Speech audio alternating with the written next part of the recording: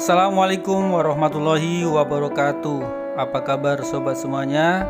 Semoga hari ini kita masih diberikan kesehatan dan selalu dalam lindungan Allah Subhanahu wa Ta'ala, Tuhan yang Maha Esa.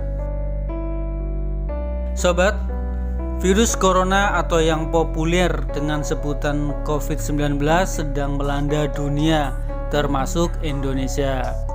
Sudah banyak korban jiwa. Di Indonesia saja tiap harinya selalu bertambah. Penyebaran virus yang begitu cepat membuat banyak negara menjadi kelimpungan. Akhirnya beberapa negara mengambil berbagai cara atau kebijakan untuk menahan penyebaran virus tersebut.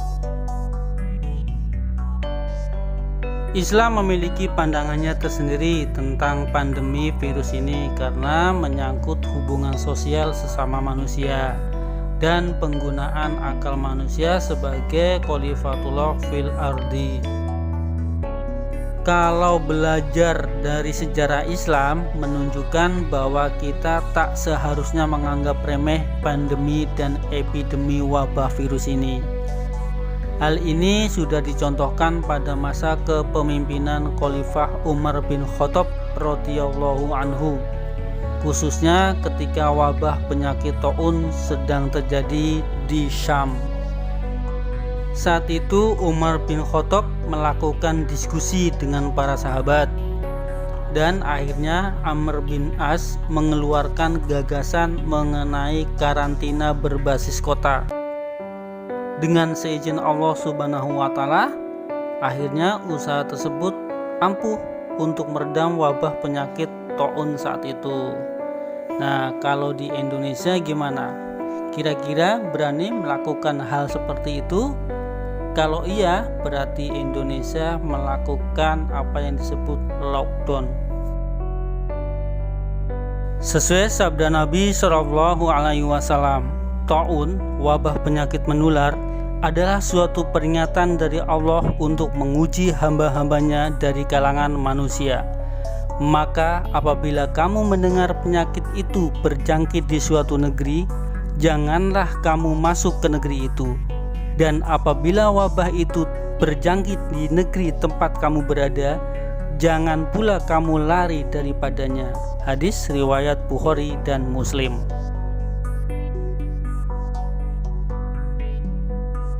Jadi pada masa pandemi yang kita hadapi saat ini, salah satu bentuk dalam menerapkan nilai-nilai hablum minan nas ialah dengan mencegah terjadinya penyebaran penyakit pada orang lain. Sebagaimana dinyatakan oleh para pakar kesehatan, mengurangi interaksi dan berdiam diri di rumah adalah satu cara dari tindakan yang dapat kita lakukan. Hal ini menjadi penting agar sebagaimana dinyatakan oleh para pakar kesehatan tersebut, terdapat sejumlah orang yang sangat rentan pada penularan virus corona.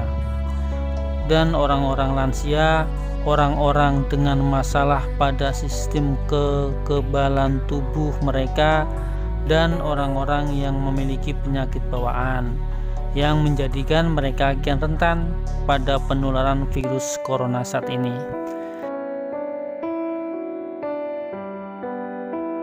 Kita bisa saja merasa sehat walafiat.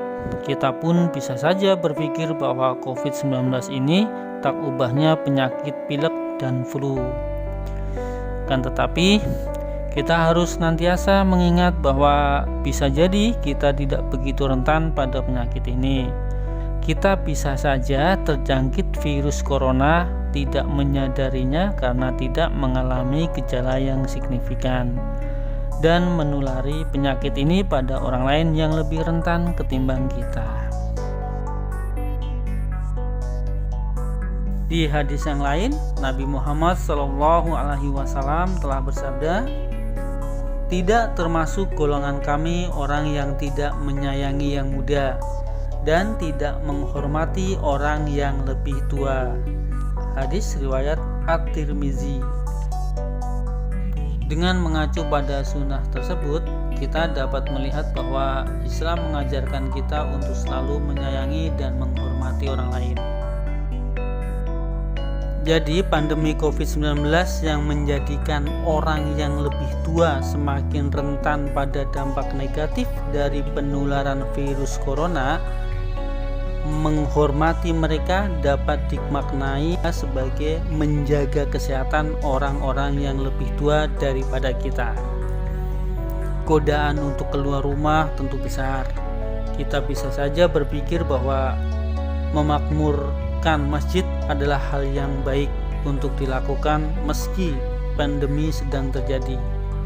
Akan tetapi penyebaran virus justru dapat terjadi pada tempat-tempat yang ramai, dipadati oleh orang-orang, dan rumah Allah pun tidak menjadi pengecualian.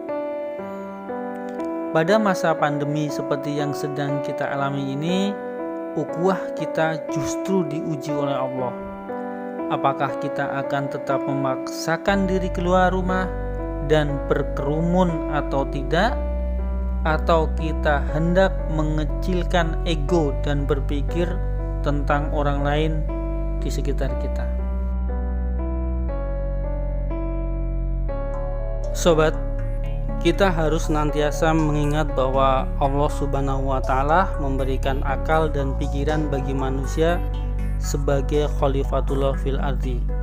Dengan demikian, kita seyogyanya menggunakan akal pikiran kita sebaik-baiknya agar kita tidak menyia-nyiakan pemberian Allah Subhanahu wa Ta'ala. Fenomena alam yang terjadi di sekitar kita, termasuk keberadaan virus COVID-19, merupakan tanda-tanda kebesaran Allah Subhanahu wa Ta'ala yang harus kita pahami, renungkan, dan kita atasi bersama-sama. Pandemi yang sedang kita hadapi saat ini menggunakan akal sebaik-baiknya, berarti memikirkan langkah terbaik bagi diri kita dan orang-orang di sekitar kita. Mencegah penularan virus dengan berdiam diri di rumah, menegakkan ibadah di rumah, dan menyebarkan informasi yang benar dan akurat ialah sejumlah cara yang dapat kita laksanakan untuk tidak menyia-nyiakan akal pikiran yang diberikan oleh Allah Subhanahu wa Ta'ala. Sobat, pada akhirnya sehat dan sakit ialah kuasa Allah. Kehidupan dan kematian bagi setiap manusia pun telah terpatri. Akan tetapi kita harus senantiasa mengingat bahwa Islam mengajarkan kita untuk mengiringi doa dan tawakal dengan usaha dan ikhtiar.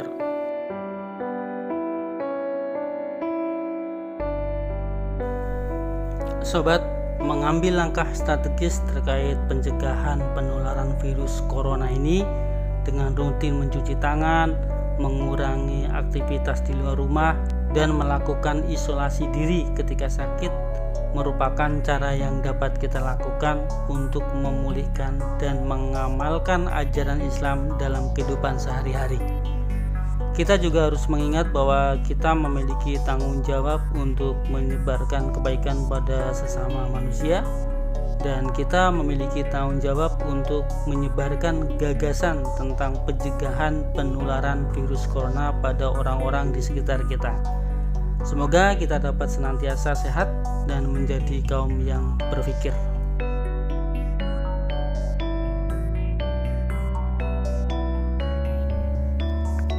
Kita berharap cobaan ini cepat berlalu, dan tentunya kita tetap berusaha agar terhindar dari wabah virus ini dan berdoa kepada Tuhan Yang Maha Esa agar kita selalu dalam lindungannya. Oke sobat semuanya, silahkan tekan tombol like dan komen di bawah video ini. Bagi sobat yang belum subscribe, mohon rindunya untuk subscribe, dan kita jumpa lagi di video berikutnya. Wassalamualaikum warahmatullahi wabarakatuh.